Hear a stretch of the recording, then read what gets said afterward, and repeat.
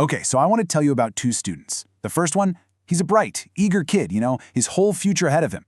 The second student is withdrawn, he's been labeled a problem, and honestly, he's on a path to failure. But here's the thing, they're the exact same person. We're going to dive into the story of Marcus to really understand what's going wrong in our schools, and maybe, just maybe, how we can start to make it right.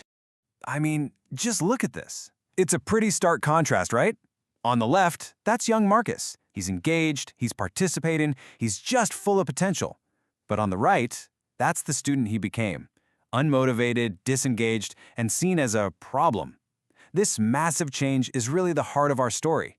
So you have to ask, what on earth happened to Marcus? To figure that out, we have to start with the official story.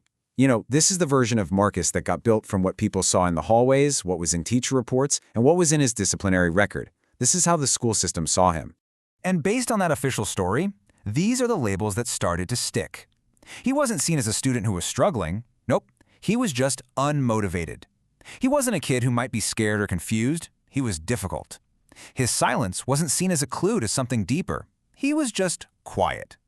And all these labels just kind of boiled down to one simple identity, a problem child.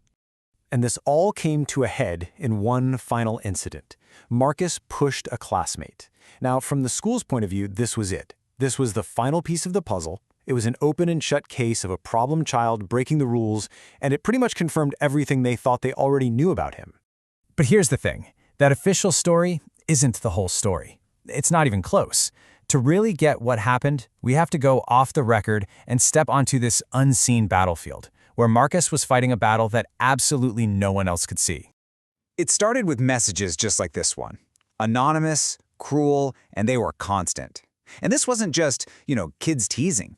This was a direct attack on his sense of belonging, basically telling him over and over that he was an outsider in his own school. And it wasn't just online. The school hallways, a place that should feel safe, became this source of constant, low-level physical fear. These accidental bumps, the shoves, little things that are really easy for people to dismiss one by one, but for him, they added up to a daily gauntlet of anxiety. And then, more messages. Constant reminders, pinging on his phone late at night, just hammering home this idea that he was completely and utterly alone. The harassment was just relentless, and it followed him everywhere. And this is the point where it became totally inescapable. The bullying basically went viral within his own social circle. People made fake profiles to humiliate him. They spread lies. They posted edited photos of him. School wasn't a place he could just leave at the end of the day. The battlefield was in his pocket 24/7. So, this right here, this shows the two completely different realities that were at play. Where the school saw an unmotivated student, the truth was he was being relentlessly bullied.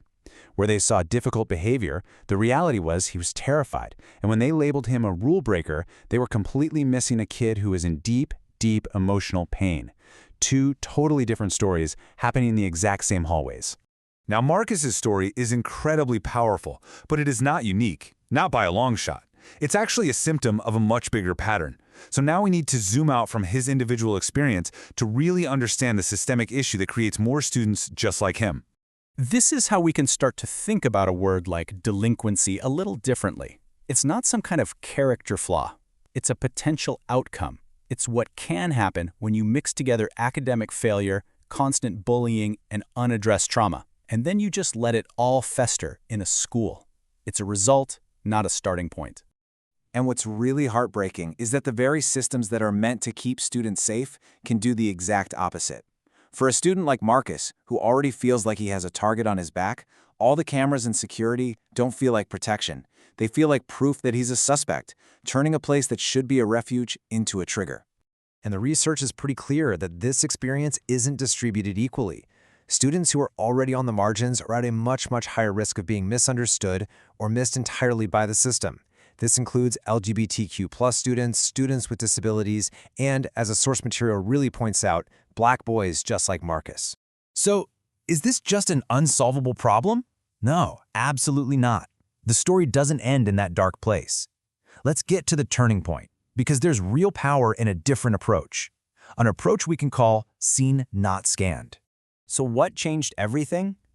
It wasn't a new security system. It wasn't a stricter policy. It came down to one person, a new school counselor who looked at Marcus's file, saw all those labels, and decided to do one simple but totally revolutionary thing. She decided to just listen. And that one act of listening, well, it led to a really clear plan.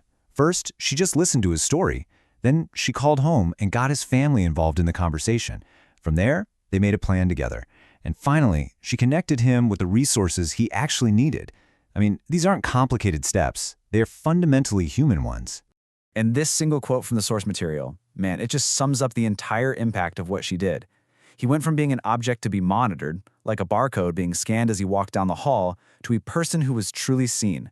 And that one shift, it changed everything. And so that leaves us with a final and really important question to think about. It's a question for every teacher, every parent, every single one of us.